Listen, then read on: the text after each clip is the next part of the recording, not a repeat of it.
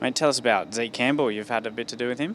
Yeah, look, Zeke is very exciting prospect. Obviously undefeated and managed by Jim Kambosos. Done a lot of sparring with him, helping him out, and the kid is good. He's got a very rangy style, southpaw, kind of guy you don't want to fight.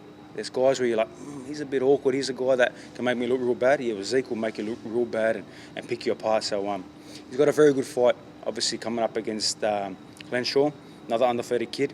And big respect to both boys, both stepping up, undefeated, taking the challenge. So I'm really looking forward to that fight. I think it's going to be one of the fights of the night. A couple compelling fights at the top of the card. First of all, Paulo Ausos, Clay Waterman. How do you see that one going? It's a very exciting fight as well, and it really reminds me of when I fought Ogilvy. There was amateur rivalry, bad blood. It's funny enough because Clay's actually managed by the same manager, so it really brings me that kind of remembrance of when I fought Ogilvy. It's going to be a great fight. Ausos sharp, good on his feet, the way he moves, but then again Clay's tough and he's sharp and explosive as well. So when you've got two sharp, explosive guys, you're in for it for a treat. So I think that's going to be a fight where a lot of people are going to be excited and watching. And what about Tyson, Pedro, Chris Terzievsky? Obviously Tyson coming over from the UFC. He's kind of the unknown going into this. Yeah, look, it's the unknown. It's stepping to a big challenge straight away. And I've got to give so much credit to Tyson. I know Tyson personally. Big respect. He trained extremely hard for this fight, and this is very interesting to see how he progressed into the boxing ring. But he's done everything he can to win the fight. And again, I'm sure Chris looks in tremendous shape. Proper fighter, proper boxer. He's done everything he can to win this fight as well. So very interesting, very exciting, and looking forward to not only watching it, but obviously being a part of the commentary team and seeing it firsthand. And to yourself now, up at 140, yes. How's that feeling? And what's been your training like? And have you got anything on the horizon in terms of a fight? Yeah, 140's been good. Have a go on me. I'm quite solid, quite strong, and it was time. After the Lomachenko fight, hell of a fight with Loma, 11 rounds deep with him, but. After that, I thought to myself, there's no point, there's no need to be at 135 anymore.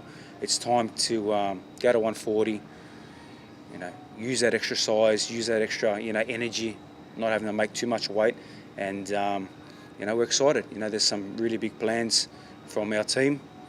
There's a couple of very, interesting promoters where I can't say who, but they're very excited. And we're trying to make something, happen very early next year. There were rumours of a Liam Paro fight potentially on the horizon. How far did those talks progress, or can you give us any insight into that? Well, Liam's, big respect to him, and we both got that mutual respect. There was a lot of talk from their side. I actually never said a word about anything. I just sat back and let my name just keep playing. He's got a job to do December 7th. I'm very confident. I'm supporting. I'm in his corner to win that fight again.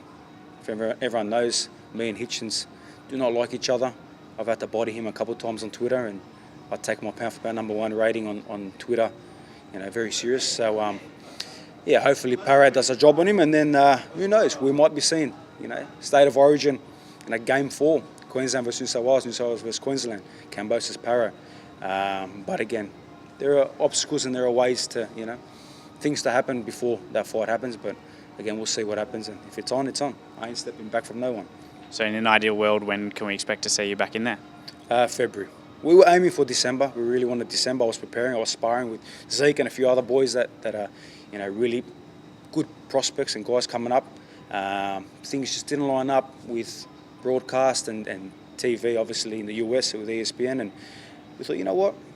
I fought a guy who was just the former pound-for-pound #1 not too long ago, a couple of months ago, which is a fight where I've learned so much experience, and that's like having 20 fights. So, early next year, February, we'll be back, and it's something, being worked on very, very, very hard behind the scenes. But if it goes to plan, we might see Kambosos in Vegas in late February. Very nice. And just lastly, did you watch and what did you make of Jake Paul, Mike Tyson on the weekend? Yeah, I know Jake personally. I talk with him all the time on Instagram, and he's a businessman. He's smart. He knows what he's doing. Again, he takes it seriously, but he knew what he was doing with this fight. Mike, legend. And it doesn't matter if Mike is 80 years of age fighting, the local guy from 7-Eleven.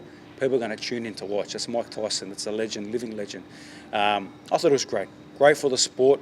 Again, was it a bit of, people say it was a mockery, it was a bit of a circus. You can say everyone has their input, but I don't think so. I thought it was great for everyone on the undercard. We saw a fantastic fight with the women in the rematch, Serrano and Taylor. So many views. So many people watching it, so many people talking about boxing, so many people getting opportunities to see the undercard. Netflix coming to the game now as a broadcaster. You can't ask for anything less. And no matter if you hated it or loved it, I bet you're watching it. And so many people want to put out a few things. Oh, the fight's on, blah blah blah. That's a circus. We'd rather watch you fight. These are legends. No, tune in, because no matter what, you're going to watch it. You're going to see it. So it was great for the sport.